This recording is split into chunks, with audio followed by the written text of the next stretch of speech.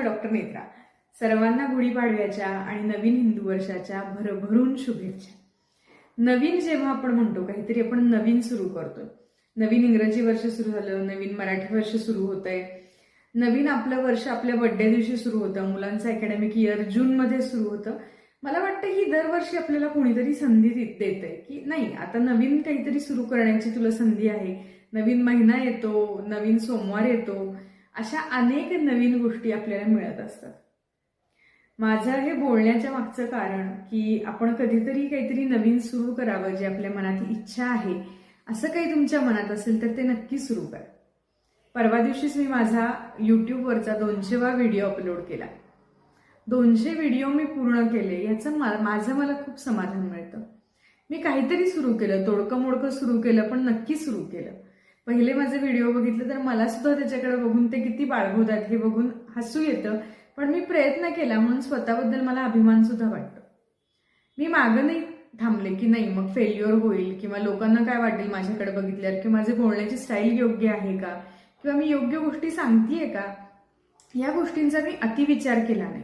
अर्थातच परफेक्शन यावे यासाठी संपूर्णपणे मी नेहमी प्रयत्न करते, पण म्हणून मी घाबरून मागं थांबले नाही. हे मी माझ्याबद्दल सांगत नाहीये, हे असे काहीतरी गुण किंवा अशा काहीतरी इच्छा प्रत्येकाच्या मनात असतात की मी असं हे करून बघायचंय, मला हा उद्योग करून बघायचंय, मला हे करून बघायचंय. तर माझी अगदी मनापासून तुम्हाला रिक्वेस्ट आहे की आता नवीन वर्ष तुम्हाला काहीतरी नवीन देतंय, संधी देतंय, तर प्रयत्न करून बघा.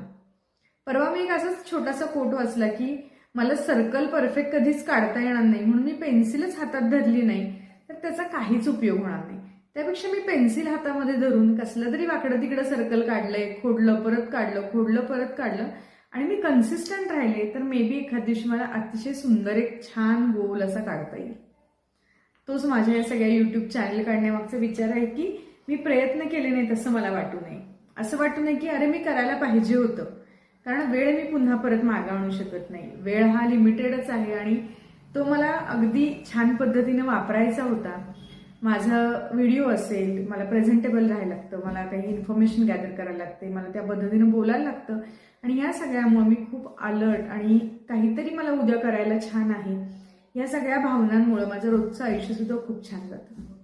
त्यामुळं नवीन वर्षाची सुरुवात झाली आहे, तुमच्या मनात सुद्धा काही सुप्त इच्छा असेल, काही सुप्त टॅलेंट असेल तर त्याला नक्की वाव द्या.